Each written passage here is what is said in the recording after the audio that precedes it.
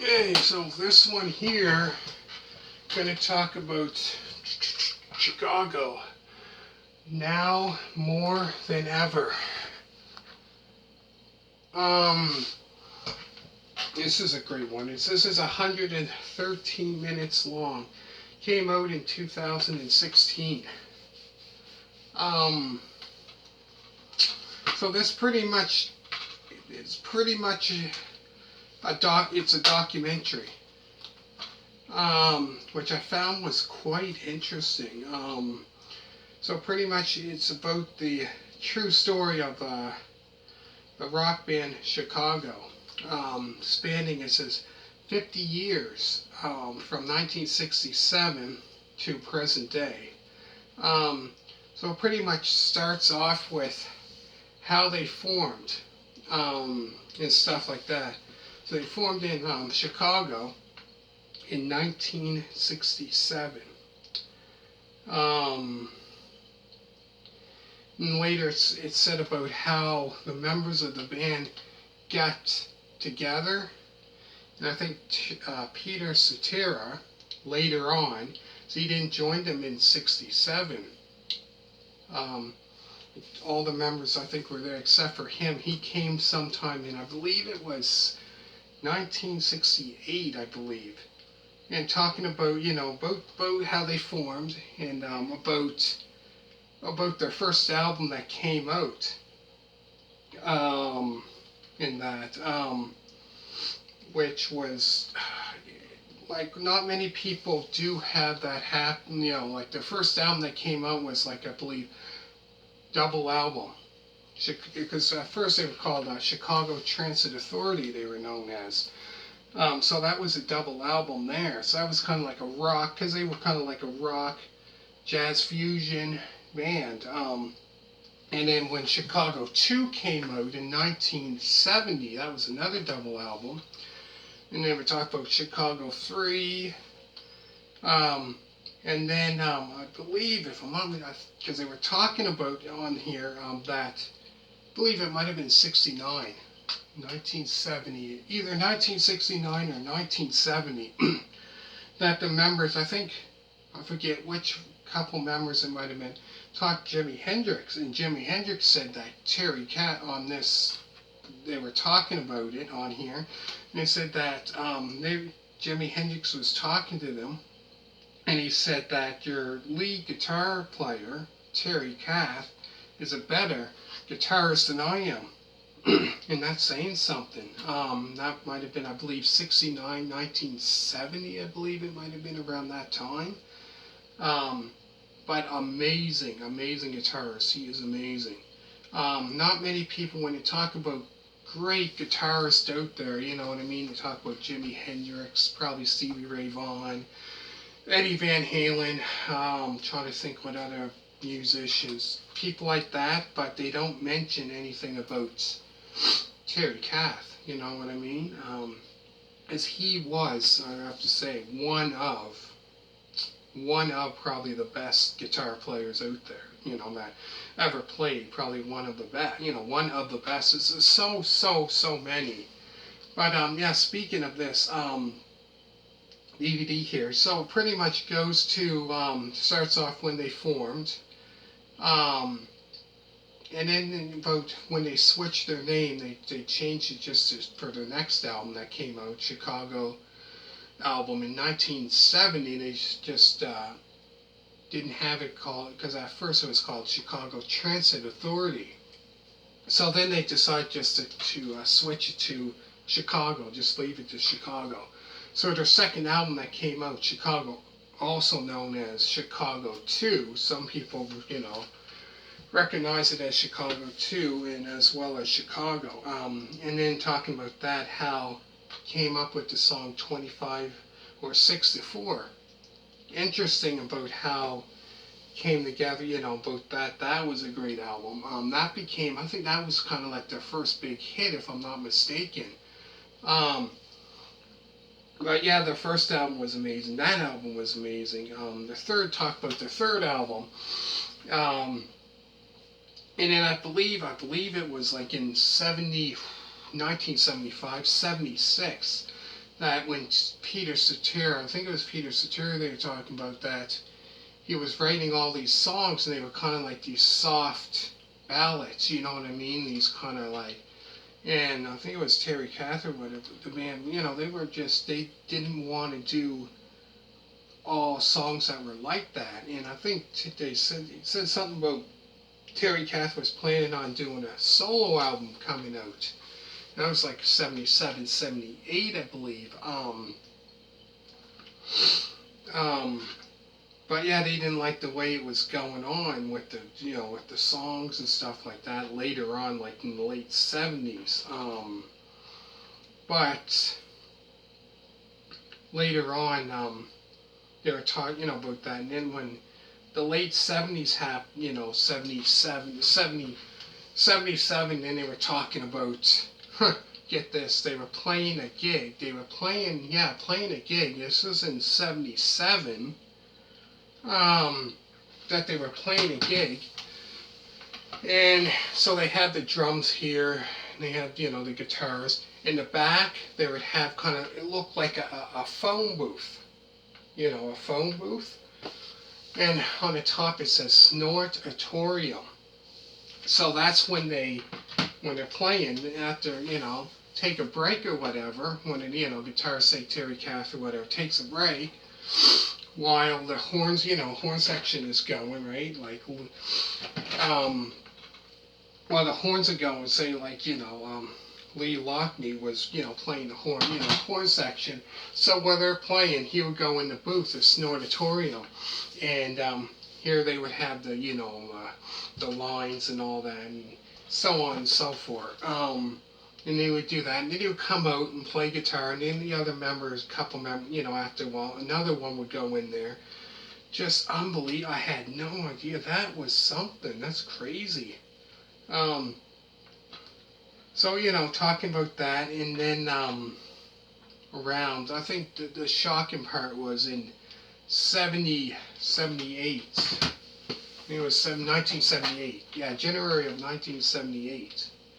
When they got the phone call, you know, about Terry Kath, what happened to him, and I don't know, I'm not sure, I can't remember if they said something about one of the members came in there and he seen him sitting back in the chair or the couch or something, and he was laying back and he had his eyes closed, because they said, you know, Terry Kath was a avid hunter, you know, he loved to hunt.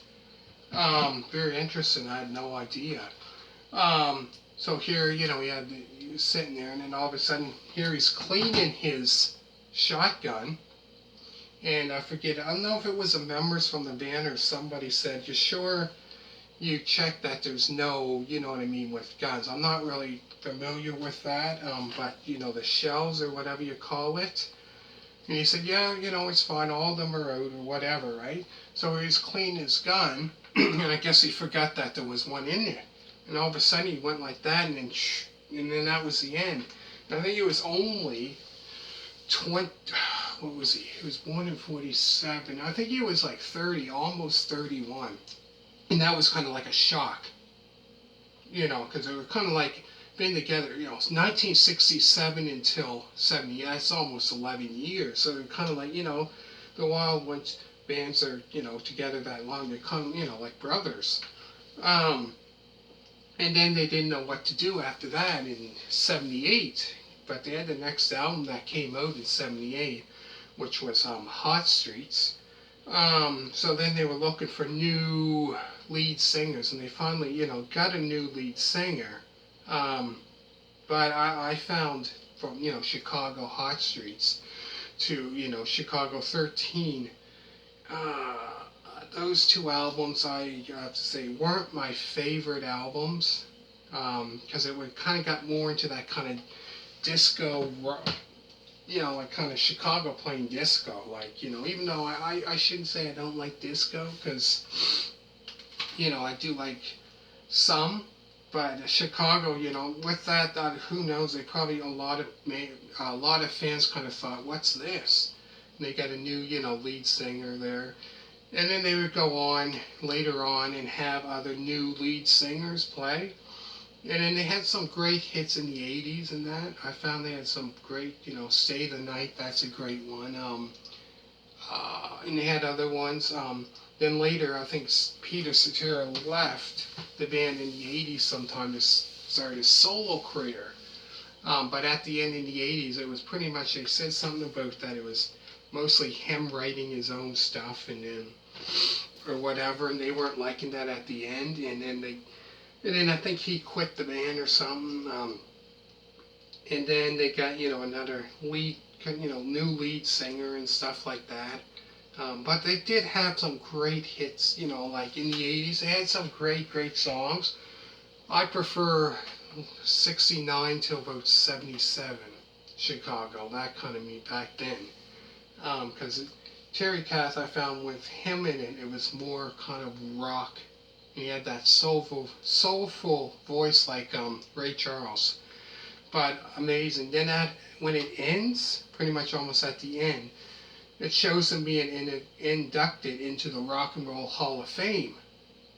All the members being inducted into the Rock and Roll Hall of Fame. Former, that left the band that came back to get inducted, and stuff like that. Great,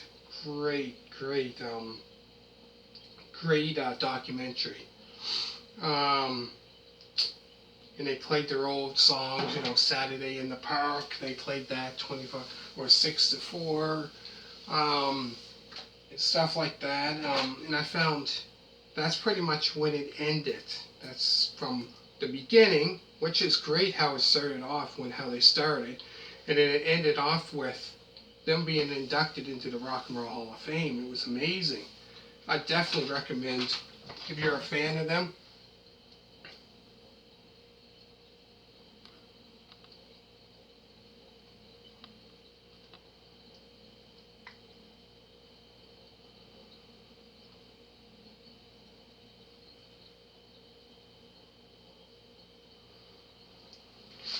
If you're a fan of them, I definitely recommend checking this out. So hopefully you enjoyed this DVD review.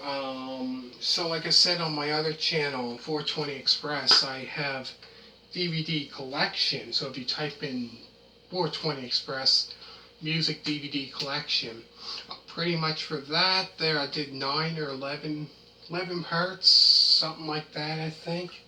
Now that there, I just show my DVD collection. This one here, I get more talking more about the DVD, reviewing it and stuff like that. Oh, and then plus in here it shows as well, 1970, was it 73, 74, where they played at the Caribou Ranch, talking about that. And then when they played, 74, I believe they played at the Caribou Ranch, which was like a TV special. I think it was Caribou Ranch. And then it was at 70, I think it was out of 70, 73 they played, I believe, was it the Rockies in 1973 they played? They had a TV special, and they played the songs and that. And talking about when they did that, and unbelievable, like talking about all the stuff that they done, like doing with drugs and stuff like that. Unbelievable, crazy. A lot of rock bands, get into that, which is like hard stuff, which is, I don't know, crazy. Probably because they have so much money, right? But no, it talks about when they played at the Caribou Ranch, and then they played at the Rockies. They played the Rock in 1973, and then they played at the Caribou Ranch, I think in 74.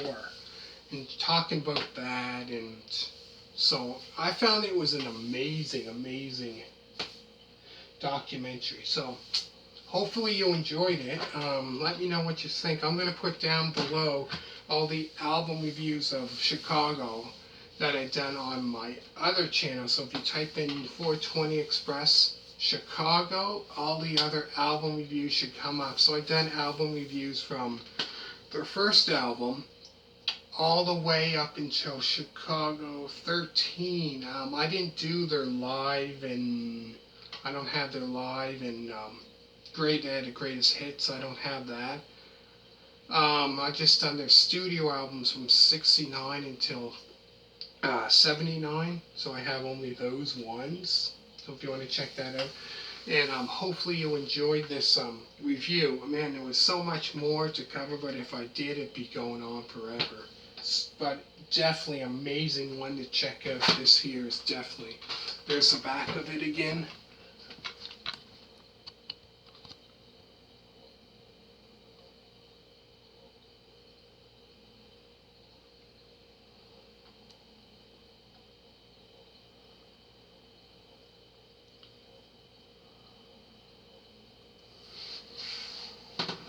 Anyways, make sure to hit a thumbs up. Hopefully you enjoyed this. I'll probably do more today. I don't know. I'll try to do as many as I can. And thank you very much for watching, and bye.